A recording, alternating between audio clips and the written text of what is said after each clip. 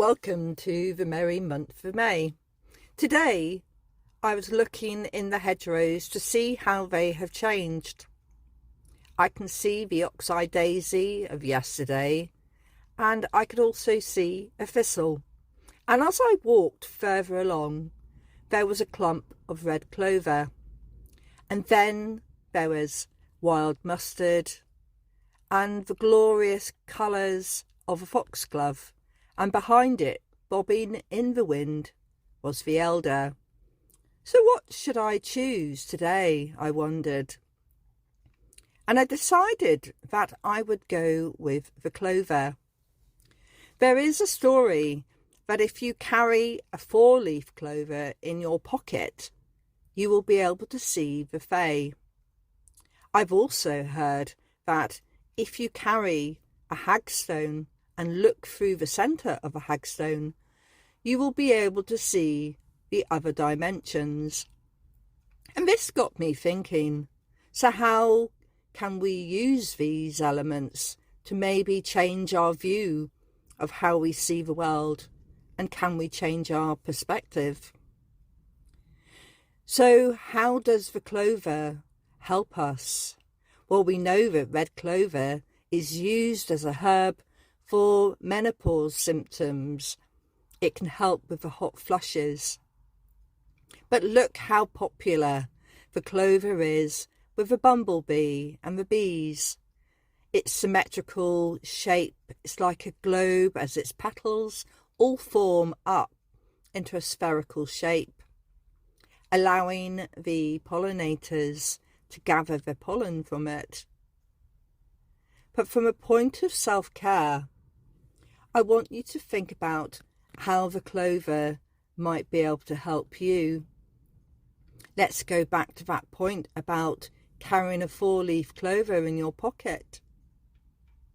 It allows you to see not just the fae, surely. Have a think about what else can you see. And I would like you to walk with the clover and maybe write in your journal and think about using the thought of a clover or the spirit of a clover to change your communication, and consider who you might speak to, who you might say hello to, but you wouldn't normally talk to.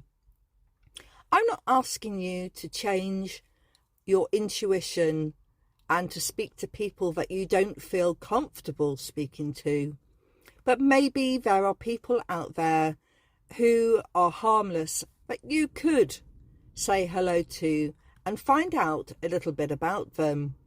Because I believe that the clover is here to teach us about communication without prejudice. It allows you to have your eyes opened to things that you can't ordinarily see. The clover allows you to soften your gaze. It stops you staring and looking directly, and maybe it allows you to see the things that are on the edges. And there are many things on the edges. There are people on the edge, animals, insects, and spirits on the edge. And how might you view them? So when you walk with a clover today, I would like you to think about who could you communicate with who's on the edge. You might like to take yourself to the woods or to walk down a country lane. And rather than having your earpods in or headphones on, allow yourself to listen and see if you are connecting or hearing anyone or anything. Is it the wind that you hear? Can you hear the branches rubbing against each other in the hedgerow? Can you hear the distant hum of traffic? Not that that's something that I think you necessarily need to be looking forward to. But what else can you hear? Can you hear the birdsong? We've spoken about using our senses to help ourselves with our self-care.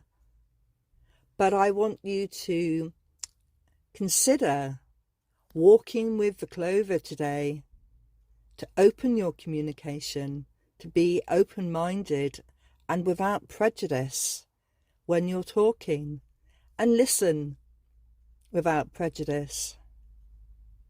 Thank you for walking with me today in the merry month of May on the Hedgerow Self-Care series, and I look forward to walking with you again tomorrow.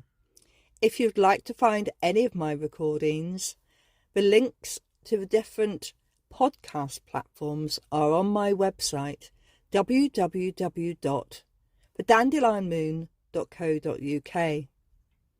I look forward to hearing your comments. Thank you.